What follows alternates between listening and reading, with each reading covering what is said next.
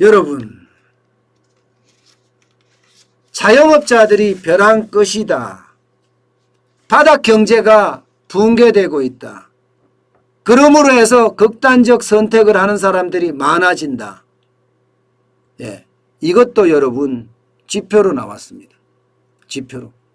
그동안 현장의 이야기를 여러분들에게 많이 들려드렸는데 실제로 말입니다. 경제생활 문제로 자살하는 사람들이 굉장히 많이 늘었다는 통계입니다. 2010년에는요. 경제생활 문제로 극단적 선택을 하는 사람이 2327명이었다면 2015년에는 3089명, 그리고 2020년 작년이죠. 3249명까지 늘었다는 거예요. 최악이라는 이야기죠. 최악이라는 이야기. 문제는요. 이 중에 자영업자가 944명이라는 사실입니다. 944명. 거의 1000명에 육박해요. 거의 1000명에. 경제생활 문제로 극단적인 선택을 하는 사람이 늘어난 것은 맞는데 자영업자가 늘어난 것은 훨씬 지금 많이 늘어나고 있다는 이야기예요. 훨씬 많이 늘어나고 있다는 이야기. 참 어떻게 생각하면 충격적이죠. 이런데도 여러분 위드 코로나 안 한다는 사실이 참 웃겨요. 자영업자들이 먹고 살 게 없어서 결국은 빚 때문에 빚을 안고 폭탄이 되는 거 아니에요. 그만큼 진짜 심각한 상황이 펼쳐지고 있는데도 저는 정부가 계속 이렇게 통제 방역을 한다는 것은요. 국민의 생명과 재산을 지켜주지 않는다고 생각을 합니다. 그만큼 심각하다는 이야기예요. 물론 여러분 이 통계가 저는 잘 맞느냐 안 맞느냐 여기에 대한 의심도 할 수가 있을 것 같아요. 왜냐고요? 여러분 이 통계를 한번 보세요. 외환위기 때입니다. 외환위기 때 자살자 극단적 선택을 한 현황입니다. 1996년보다는요. 엄청나게 늘었죠. 1996년에 5,959명이었다면 1998년에는 8,699명입니다.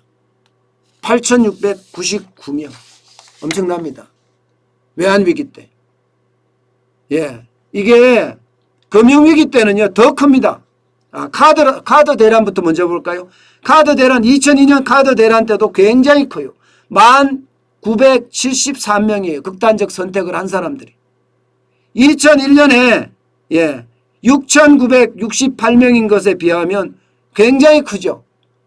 그죠? 그 전보다 굉장히 많이 늘어나죠. 게다가 금융위기 때도 마찬가지입니다. 2007년에 12,250명이라고 하면 2009년에는 15,412명이에요. 굉장히 많이 늘어난 것도 사실이죠. 진짜 많이 늘어났습니다. 그런데 이게 말입니다. 지금 물론 제 경제 문제로 국한을 시켰기 때문에 3,249명이다 이렇게 이야기할 수 있는 거지만 사실 지금 2020년도 자영업자들의 타격은 굉장했거든요.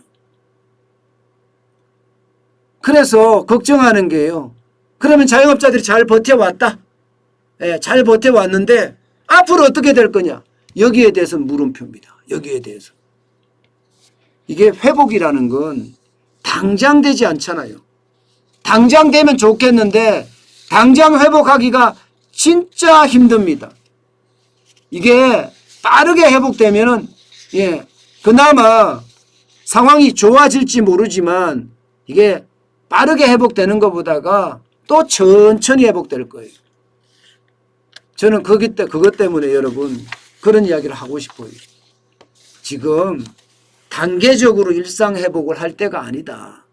단계적으로 일상회복을 할 때가 아니라 전면적으로 일상회복을 해야 된다. 그야말로 인원 제한하지 말고 시간 제한하지 말고 일본처럼 확 풀어버려야 된다. 이런 얘기입니다. 일본처럼. 순간적으로 신규 확진자는 늘어나겠지요. 그렇지만 그렇지 않으면요. 오히려 극단적인 선택을 해서 이 세상을 등지는 사람들이 더 많아질까 두렵습니다. 왜냐고요? 여러분 이거 한번 보세요. 자영업자 대출 현황 보세요. 6월 달입니다. 6월 달에 보면요. 858조 4천억 원입니다. 858조. 자영업자들이 대출한 금액이 말입니다. 지금 국가 부채 따라가고 있어요. 국가 부채. 거의 국가 부채를 따라가고 있는 중이에요. 국가 부채가 지금 그렇게 되고 있잖아요. 지금 965조까지 올해 간다고 했나요? 이게 자영업자 부채 이대로 가면요. 지금 계속 늘어날 수밖에 없는 구조예요. 2020년 3월에 700조였습니다. 그런데 2021년 6월에 지금 불과 몇 개월이에요? 1년 6개월인가요? 1년 3개월인가요? 1년 3개월 만에 158조 4천억 원이 늘어났습니다. 158조 4천억 원. 그러면 앞으로 이게 단계적으로 방역이 또 됐을 때 말입니다.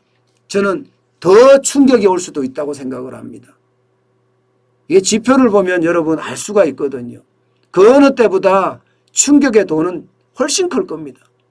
때문에 자영업자를 살린다. 국민의 생명과 재산을 지킨다.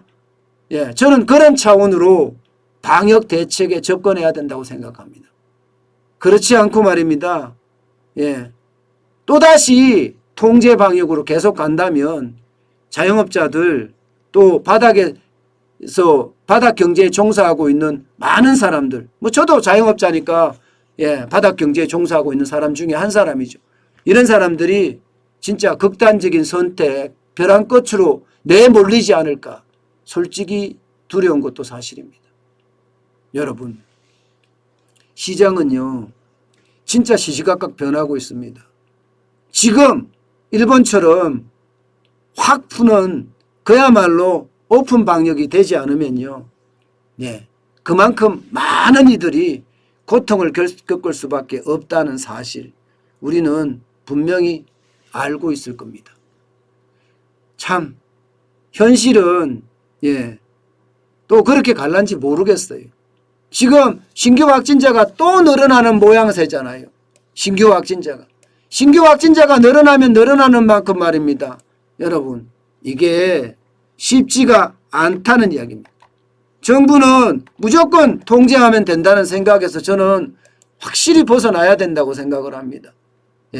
오늘도 이대로 가면 여러분 한 1,500명 넘게 확진자가 나올 것 같은데 이것을 너무 두려워해서 이제는요 계속 통제 방역으로 안 갔으면 좋겠습니다.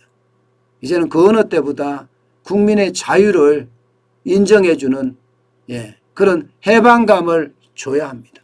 그래야지 우리 경제도 살아날 거라고 생각합니다.